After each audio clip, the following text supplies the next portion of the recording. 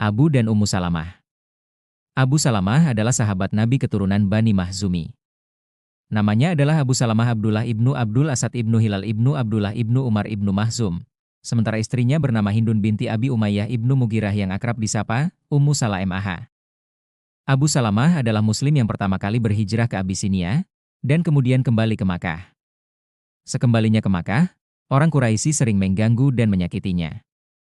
Karena itu, ketika Rasulullah memerintahkan hijrah, ia segera mengajak istrinya, Ummu Salamah dan anaknya, Salamah. Abu Salamah segera menyiapkan kendaraan untuk mengangkut keluarganya pindah ke Madinah. Setelah persiapan tuntas, mereka segera menunggangi kendaraan dan bergerak menuju Madinah. Namun, keluarga Bani Asad dan Bani Al-Mughirah mengetahui rencana kepergian Abu Salamah dan keluarganya. Salah seorang anggota keluarganya, yaitu Abdullah ibnu Abu Umayyah, saudara Ummu Salamah, bersama beberapa orang lain segera memacu unta mereka untuk mencegat rombongan Abu Salamah. Setelah berhasil mengejar mereka, Abdullah ibnu Abu Umayyah mengambil alih tali kekang unta Abu Salamah, kemudian mengambil Ummu Salamah beserta putranya, dan berkata, "Hai Abdullah, uruslah dirimu sendiri. Kami tidak akan mengusikmu. Sedangkan anggota keluarga kami, maksudnya Ummu Salamah, dan putranya sama sekali tidak akan kami biarkan ikut bersamamu." Mendengar ucapan Abdullah ibnu Abu Umayyah, Bani Asad, keluarganya Abu Salamah, marah dan berusaha merebut Salamah dari tangan ibunya. Mereka berkata, "Demi Allah, kami tidak akan membiarkan putra kami bersama wanita ini, Ummu Salamah, karena kalian telah memisahkannya dari keluarga kami, Abu Salamah." Kedua keluarga itu memperebutkan Salamah. Bani Asad berusaha membawanya bersama mereka, sementara Bani Umayyah bersikeras anak itu tetap bersama ibunya. Pertengkaran itu semakin sengit, dan hampir saja anak kecil itu lepas dan terjatuh dari pelukan ibunya. Melihat keadaan yang semakin runyam, Abu Salamah bersikukuh melanjutkan hijrahnya. Bani Asad dan Bani Al-Mughirah tidak dapat menahan dan mengubah pendiriannya. Mereka membiarkannya berjalan ke Madinah seorang diri. Abu Salamah memacu kendaraannya dengan cepat. Akhirnya, ia tiba di Madinah dan segera menemui Rasulullah. Ummu Salamah tinggal di Makkah bersama putranya setelah kaumnya merenggut dirinya dari suaminya. Anaknya itu masih kecil dan masih membutuhkan perhatian serta kasih sayangnya. Ummu Salamah menjalani kehidupannya yang berat itu dengan penuh kesabaran. Setiap pagi ia menggendong putranya itu, lalu duduk di Abtah, bagian utara Makkah, seraya merenungi kesendirian dan kepedihannya hidup terpisah dari suaminya. Penderitaan semakin terasa berat karena ia tak punya kemampuan untuk pergi dan menemui suaminya. Lah habiskan hari-harinya dari pagi hingga terbenam matahari dengan mengurus dan memperhatikan anaknya. Sore hari, ia kembali pulang ke rumah. Kesedihan dan kesunyian semakin mengoyak hatinya hingga hampir saja merusak jiwanya. Hari-hari berlalu terasa sangat panjang. Kurang lebih 1 tahun lamanya Ummu Salamah harus hidup dalam kesendirian dan derita kepedihan. Setiap hari ia jalani kehidupannya dalam kesunyian hanya ditemani oleh putranya. Kendati demikian, ia tak pernah putus harapan. Setiap saat ia berharap dan memohon kepada Allah agar segera dipertemukan dengan suaminya. Hingga pada suatu hari, ketika Ummu Salamah duduk di Abtah merenung dalam kesendirian, salah seorang putra pamannya dari Bani Al-Mughirah lewat di tempat itu. Kesedihan dan kesunyian jelas terlihat pada raut muka Ummu Salamah. Air mata mengalir deras membasahi wajahnya. Lah menangisi keadaan yang dideritanya. Melihat keadaan Ummu Salamah, putra pamannya itu merasa iba dan berjanji akan membujuk kaumnya agar mengasihi dan memberinya kesempatan untuk bertemu dengan suaminya. Laki-laki itu memenuhi janjinya dan ia segera menemui Bani Al-Mughirah. Lah berkata kepada mereka dengan suara yang lembut membangkitkan iba, "Wahai kaumku, apakah kalian tidak takut kepada Allah dan tetap menyiksa wanita malang ini? Biarkanlah ia pergi menemui suaminya setelah sekian lama kalian memisahkan mereka." Tentu saja pada awalnya Bani Al-Mughirah menolak keinginan dan saran laki-laki itu. Mereka mempertahankan harga diri mereka sebagai kabilah Arab. Namun laki-laki itu terus mendesaknya dan memohon belas kasihan mereka untuk Ummu Salamah. Akhirnya, Bani Al-Mughirah mengizinkan Ummu Salamah pergi ke Madinah bersama putranya untuk menemui suaminya yang lebih dulu telah tiba di Madinah. Hanya saja, mereka membiarkannya berangkat seorang diri, tidak dikawani siapapun, cukup dirinya dan putranya yang masih kecil. Ia harus menempuh perjalanan yang berat dan melelahkan itu seorang diri. Itulah keputusan kaumnya, dan ia tak bisa berbuat apa-apa selain mengikuti keputusan mereka. Meski harus menempuh perjalanan yang berat seorang diri, Ummu Salamah bahagia karena harapannya untuk bertemu dengan Abu Salamah segera terwujud.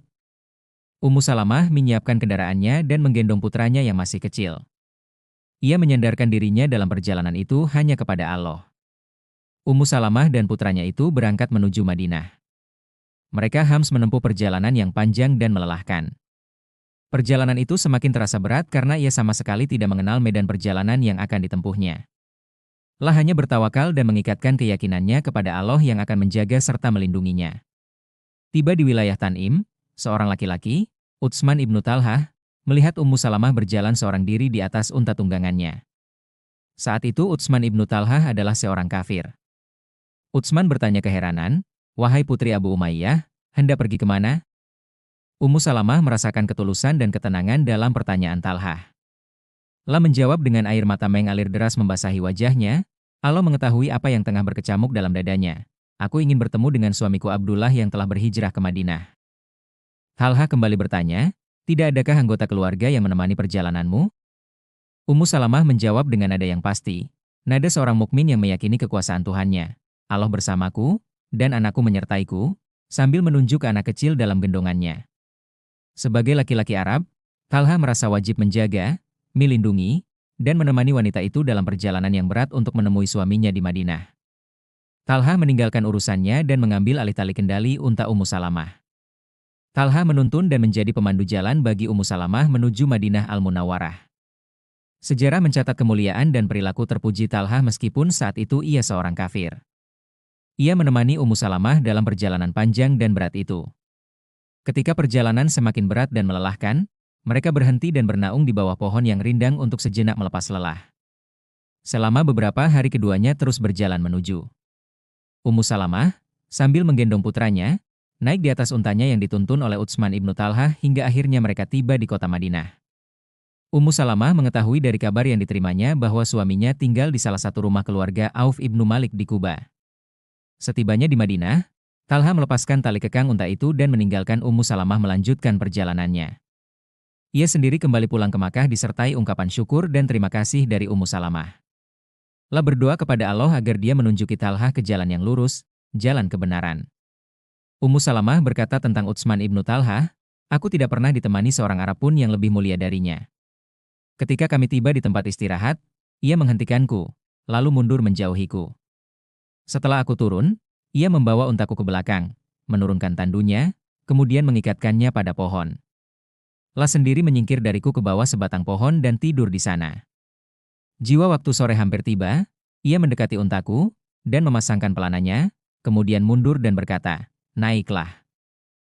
Setelah aku naik dan duduk di atas kendaraan, ia mendekati kembali, untuk memegang kendali untaku dan memandunya menempuh perjalanan. Ketika kami tiba di Bani Amr ibnu Auf di Kuba, ia berkata, 'Suamimu ada di desa ini, masuklah disertai berkah Allah.' Setelah keluarga Abu Salamah hijrah ke Yatsrib, Abdullah ibnu Jahsi menyusul kemudian. Dengan demikian, ia menjadi orang kedua yang berhijrah ke kota itu. Ia pergi bersama seluruh keluarganya hingga rumah mereka kosong seakan ditinggal mati oleh para penghuninya. Para pemimpin Quraisy berkeliling Makkah untuk mengetahui siapa saja di antara kaum muslimin yang telah pindah ke Yatsrib. Setibanya di rumah Abdullah ibnu Jahsi, Abu Jahal memasukinya. Abdullah ibnu Jahsi termasuk di antara penduduk Makkah yang kaya raya. Rumahnya terbilang megah dan penuh perabotan. Abu Jahal yang tak tahu adat memasuki rumah itu dan mengambil barang-barang yang ada di dalamnya seakan-akan semua itu miliknya sendiri. Kaum muslimin menjalankan perintah hijrah dengan penuh ketaatan. Mereka menempuh perjalanan yang berat menuju Yatsrib secara orang per orang atau berkelompok. Tentu saja banyak rintangan dan kesulitan yang mesti dihadapi kaum muslimin dalam perjalanan hijrah. Namun, mereka menghadapinya dengan penuh kesabaran dan ketabahan. Sementara itu, Rasulullah masih menetap di Makkah sambil menunggu izin dari Tuhannya untuk hijrah.